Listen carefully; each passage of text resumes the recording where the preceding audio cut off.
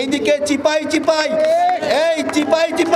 শিশির মনির গিয়ে আইজিপি মামুনের কাছ থেকে 1000 কোটি টাকা চুক্তি করে তাকে রাজ সাক্ষী বানায় নিজেরাই বিচারক নিজেরাই আইনজীবী।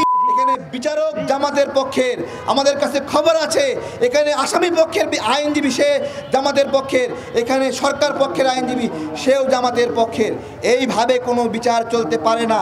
বিচার আওয়ামী লীগের যে আইনজীবীরা আছে ওদেরকেও সুযোগ দেন, ওরা ওদের পক্ষে যুক্তি তর্ক উপস্থাপন করবে, আমরা আমাদের পক্ষ থেকে যুক্তি তর্ক উপস্থাপন করব। আমরা যদি হারাতে না পারি তাহলে ওরা জিতবে। আমার কথা হলো উন্মুক্ত হবে, আইনি লড়াই হবে। এইদিকে চিপাই শিশির মনির গিয়ে আইজিপি মামুনের কাছ থেকে 1000 কোটি টাকা চুক্তি করে তাকে রাজ সাক্ষী বানায় নিজেরাই বিচারক নিজেরাই আইনজীবী নিজেই আসামি পক্ষ নিজেই সরকারি পক্ষ। এই ধরনের তাল বাহানার আন্তর্জাতিক অপরাধ ট্রাইব্যুনাল এখন আর চলবে না। এটা হলো হাসিনা মার্কার বিচারই এখনো চলছে।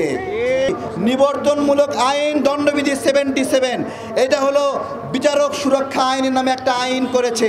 আমরা বারবার শেখ হাসিনার সময় বলেছি এই আইনটা বাতিল করতে হবে। বিচারক সুরক্ষা নামে কোনো সুরক্ষা থাকতে পারবে না। বিচারক কেন সুরক্ষা চাইবে? বিচারক বিচার করবে, তার কেন আলাদা সুরক্ষা প্রয়োজন হবে? সে একটা ভুল বিচার করবে, নাম দেবে কি জানেন? সরল মনে বিচার করেছে, এবং এই সরল মনে বিচার করতে গিয়ে কারো যদি ফাঁসি হয় ওইটাও সরল মনে বিচার করেছে। সে যদি ভুলভাবে কাউকে 24 বছর জেল দেয় ওইটাও নাকি সরল মনে দিয়েছে।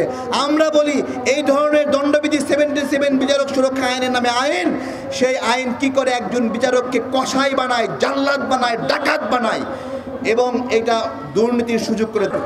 এই 54-এ পুলিশ কি করে জানেন? পুলিশের জন্য আইন আছে, বলে যথাযথ সন্দেহ হইলে কাউকে সে গ্রেফতার করতে পারবে। কিন্তু ভাই এই যথাযথ সন্দেহ কেমন সন্দেহ বাংলাদেশে কোনো নাগরিকও জানে না, পুলিশ নিজেও জানে না। যারাই মনে হয় তারাই ধরে নিয়ে যায়।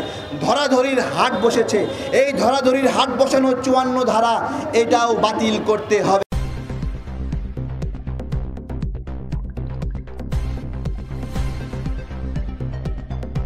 News Vision Digital Multimedia.